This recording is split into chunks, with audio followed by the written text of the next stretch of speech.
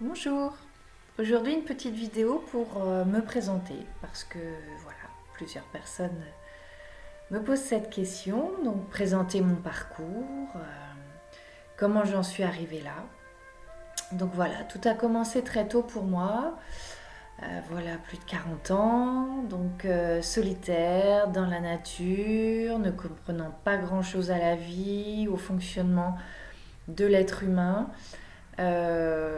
Voilà, avec plein de questions existentielles, très connectée, puisque je suis issue d'une famille catholique, très connectée aux figures mystiques, très curieuse, besoin de comprendre. Nous allions beaucoup à Lourdes quand j'étais enfant, donc j'ai vu, revu le film de Bernadette, Sainte Bernadette, avec l'apparition de la Vierge Marie. Voilà, tout ça, c'était des questions qui faisaient partie de ma vie. Parallèlement à ça, j'aimais beaucoup aider les autres, beaucoup comprendre comment ils fonctionnaient, ce qui n'allait pas, que ce soit les êtres humains ou les animaux, beaucoup les chevaux. Les chevaux m'ont beaucoup aidé à avancer et à tenir le coup. Et puis je suis rentrée post-adolescence dans un parcours un petit peu comme tout le monde, les études, recherche de travail, création de sa famille. Et puis les questions sont revenues vers moi au grand galop, puisque dans mon travail, il y a toujours eu des couacs, toujours eu des difficultés, soit de relationnel, soit de compréhension, avec des choses que je ne pouvais pas admettre. Mon côté rebelle sûrement se mettait en place très très rapidement, ce qui faisait que ça ne pouvait pas fonctionner.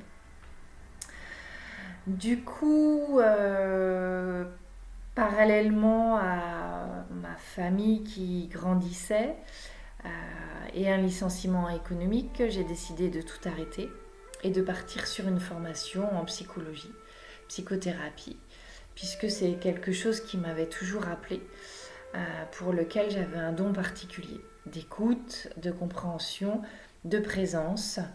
Et donc, je voyais que ça pouvait apporter quelque chose aux gens. Du coup, je suis partie sur une formation sur Paris sur 2 ans pour pouvoir commencer donc en 2010 à m'installer avec mon cabinet.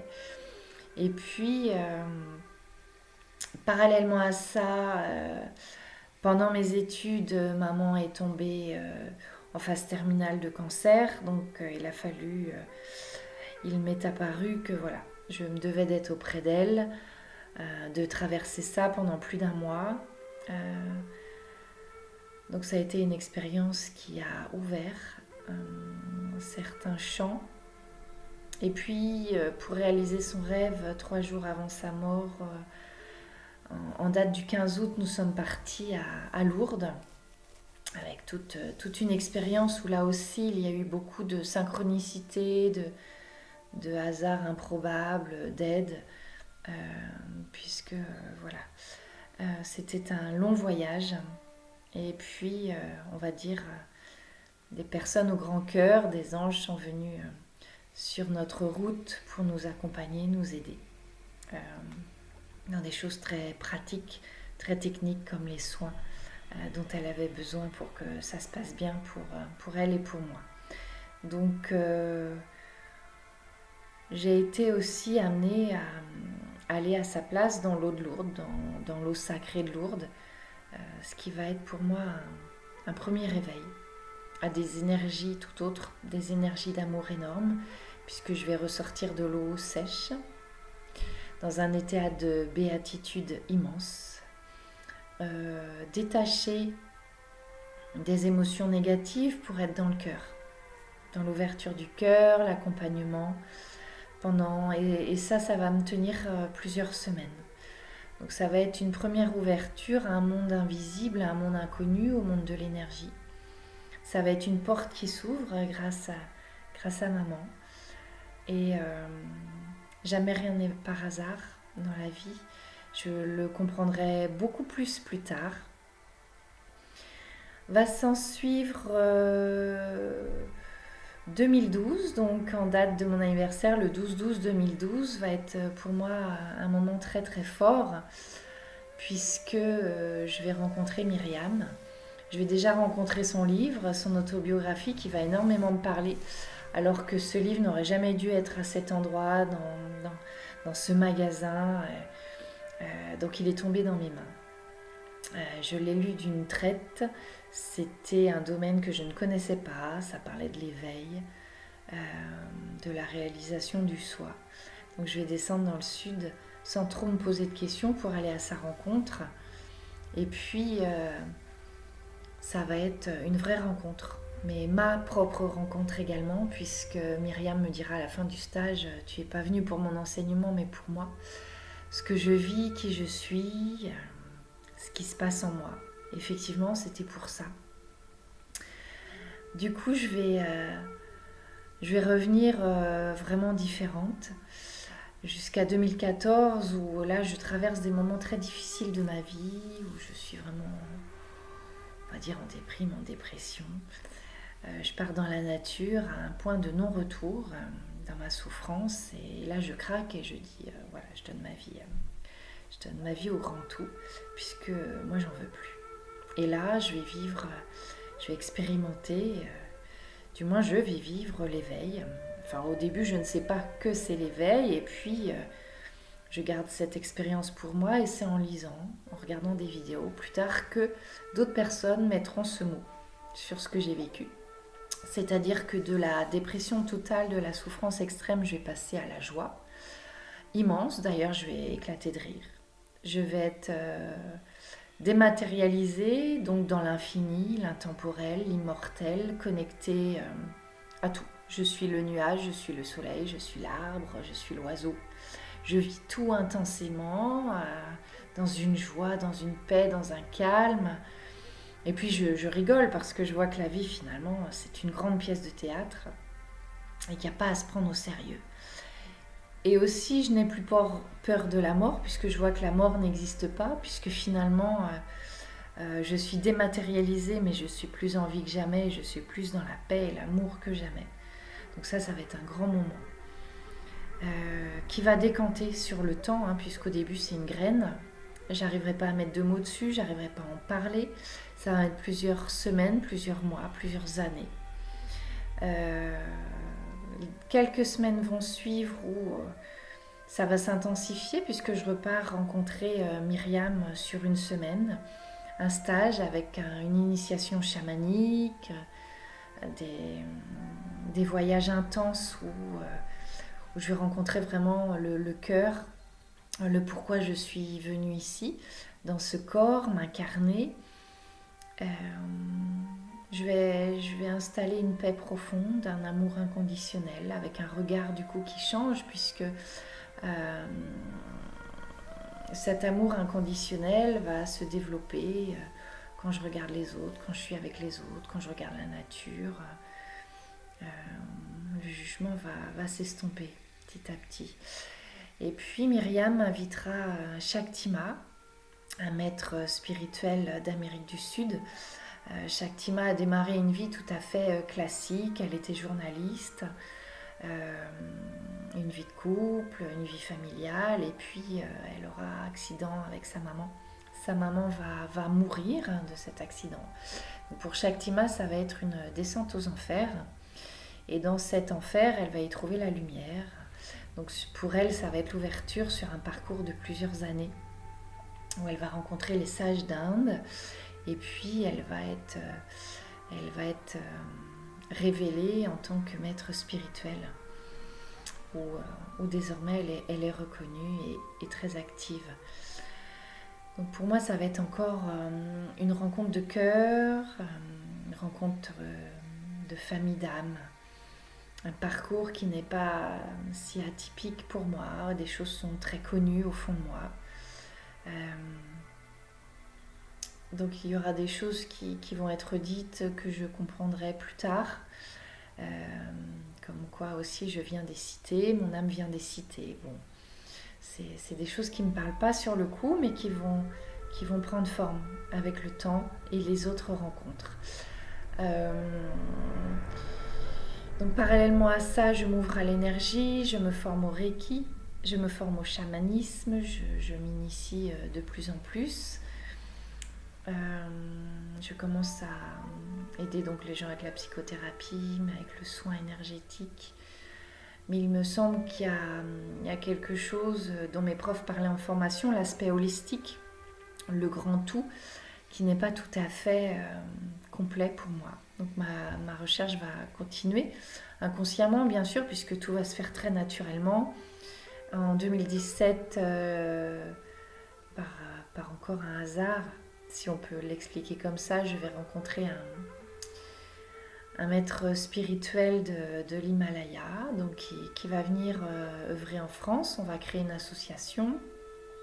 Je vais être sa traductrice. On va voyager un petit peu partout en France et en Europe pour faire des stages de Kundalini, des stages d'éveil, des rencontres avec le soi.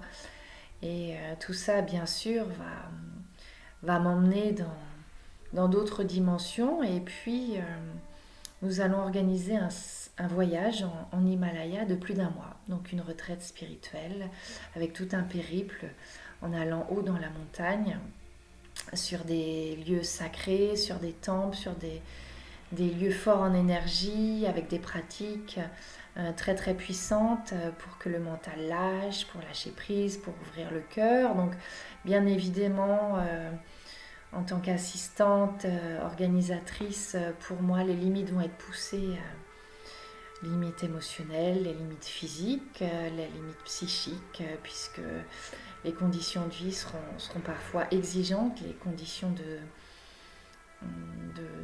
travail aussi seront exigeantes. Puis tout ce que je vis au travers des gens qu'on rencontre, au travers des magnifiques présences. On rencontrera aussi Bhagavati sur les bords du Gange à Rishikesh, qui va être une très très belle rencontre. Je vais être invitée à participer au rituel avec elle, de l'eau, du feu. Donc ça va être là aussi encore un beau signe et quelque chose de très très fort. Donc je ne reviendrai pas de ce voyage tout à fait identique. Beaucoup de choses vont avoir changé. Cet état d'éveil, cette rencontre avec le soi, ce détachement du mental, de cette vie va s'opérer de façon plus stable. Alors le mental bien sûr est toujours présent. Et puis arrive chez nous le confinement, il y a un petit peu partout, donc je vais me poser, je vais intensifier mes lectures, mes recherches, mes pratiques personnelles. Tout va s'ancrer dans la matière tranquillement, sans qu'il y ait quoi que ce soit à faire. Tout se fait naturellement, comme tout se fait toujours naturellement. Et il y aura la rencontre avec les livres de Dolores Cannon, les vidéos. Donc je vais décider de me former à l'hypnose régressive quantique. Ça va ouvrir beaucoup de choses, puisque plus tard mes séances vont me permettre de faire des rencontres, de voyager avec les gens dans d'autres dimensions, dans d'autres temporalités, que ce soit dans des vies parallèles, qu'on peut appeler aussi antérieures, que ce soit dans d'autres dimensions, que ce soit avec les galactiques, pour des personnes qui ont très peu de mémoire sur Terre finalement, mais des mémoires ailleurs, dans d'autres civilisations. Pour moi également. Donc une activation à cette multidimensionnalité. Donc on ouvre là encore sur le plan de la matière, de la densité à d'autres plans. Donc toute une ouverture très riche qui se fait, de belles rencontres, qui m'amène à toujours évoluer en tant que thérapeute, accompagnant, et qui se tourne cet accompagnement vers un accompagnement à ce que moi j'ai traversé, donc l'éveil au grand soi, l'éveil à cette partie divine en nous, à cette multidimensionnalité, à cet aspect aussi galactique, puisque...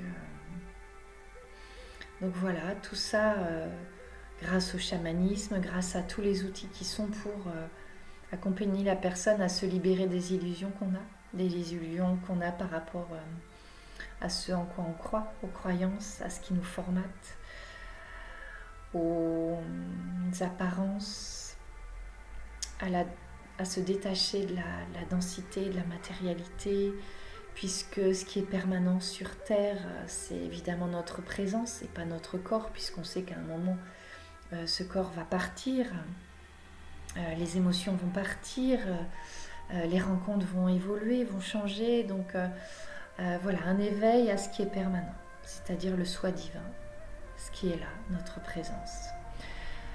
Et du coup, qui amène à une vie dans la paix, dans l'harmonie, où le choix n'est plus une question, puisque le choix se fait dans un élan spontané, un jaillissement spontané des évidences. Tout devient évidence, donc il y a de moins en moins de questions, mais plein de réponses partout où le regard se pose. Des connexions avec le cœur, beaucoup moins de jugement, ou du moins le jugement se transforme en discernement, en compréhension, en regard sur la vie. Donc voilà pour le parcours, voilà pour ce que je vous apporte, l'accompagnement, le messager que je suis devenue, sculpté par le temps, par les rencontres. Bien sûr, le hasard n'existe pas, puisqu'avec le recul, aujourd'hui, à plus de 45 ans, je vois que tout était tissé, qu'il y a une logique mais parfaite, une mécanique parfaite que je n'aurais pas pu créer moi-même par mon mental, par mes décisions binaires. Qu'il faut laisser la magie de la vie prendre la main, qu'il faut laisser les choses plus grandes que soi prendre la main, comme pour cette plante, comme pour les animaux. Tout se fait automatiquement, instinctivement. Ben voilà, nous c'est pareil.